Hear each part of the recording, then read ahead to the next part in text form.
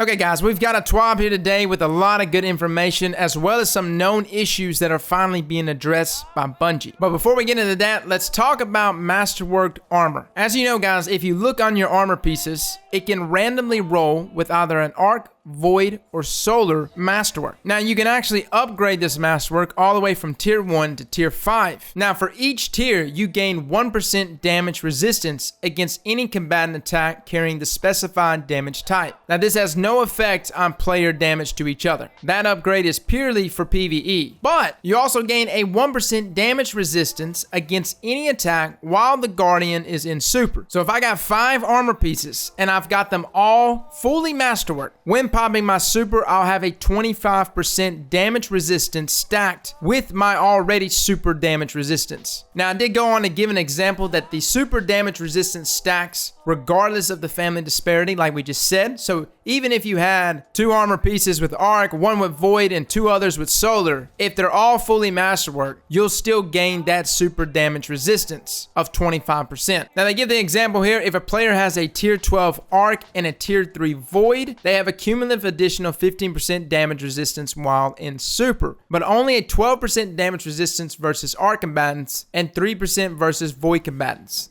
Now, honestly, I would have probably already masterworked a number of my different armor pieces, but I've just been so core poor. I have noticed this past week, though, there have been more dropping for me. So grabbing those enhancement cores, obtaining them, shouldn't be as big of a problem. Now, at the bottom, they left us a note. The in-super damage resistance stacks multiplicatively with innate damage resistance of a super. They go on to say that keep in mind that while your masterwork super damage resistance stacks with the base damage resistance of your supers, you'll never reach 100% invulnerability. Okay, so that word, multiplicatively. I'm going to use League of Legends as an example here, but I'm sure this is how it's going to work. If your Guardian has a masterwork piece here granting you 10% damage reduction, and if your super grants you 10% damage reduction already, you multiply the damage factors here. So this would actually be 1 minus 0.1 times 1 minus 0.1, which will give you 0.9 times 0.9, which brings you to the value of 0.81. Afterwards, you take 1 minus 0.81 to arrive at 0.19, which is 19% damage reduction here. Again, guys, this is purely an example. I don't even think super gives you a 10% reduction in damage. I think it's much greater than that. So I want to say that's how we're going to be figuring out our exact damage reduction overall. Moving on, we've got some fixes coming. Some known issues. They are investigating an issue where Harbinger's Echo Exotic Sparrow is not unlocking for some eligible players. They also got an issue where players who do not redeem their Ingram from Hawthorne's weekly clan reward until after the following weekly reset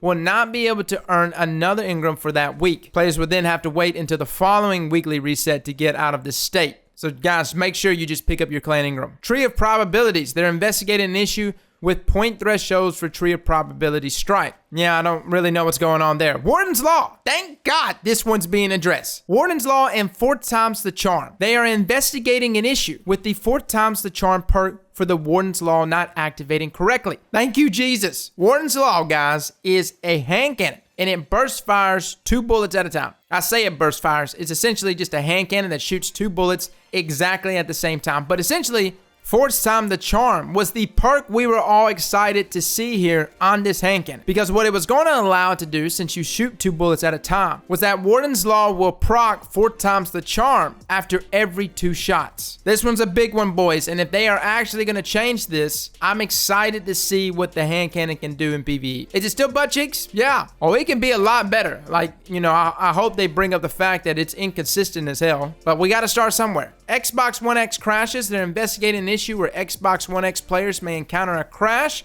while in the haunted forest. If you've got an Xbox One X, boys, a fix is on the way. Now, finally, 150 round per minute scout rifles. Things like Jade Rabbit. I remember the first day after Forsaken, or actually after the new Sandbox went live a week before Forsaken. My clanmate Les said, hey man, this doesn't feel right. This scout is shooting slower than normal. Turns out he was right, and actually Reddit got addressed by Cosmo himself. They're actually investigating an issue where 150 round per minute scout rifles may not fire at their intended intended rate. I don't have the exact RPMs. I think it's anywhere from 140 to 130, like in between there. That's how slow it feels. So bumping it back up to 150 is going to do a lot. Jade Rabbit, especially with something like the Catalyst, is a nasty weapon up in Crucible if it's actually shooting at 150 rounds per minute. So yeah, we might not see that many scout rifles in the game right now, especially in PvP. I know everyone sees a Bygones in that mid-range, but if these 150s get addressed and get taken care of, they are going to be ripping up in Crucible. So guys, that is everything for your TWAB this week. I probably missed some little stuff. There's like refer a friend and that kind of stuff.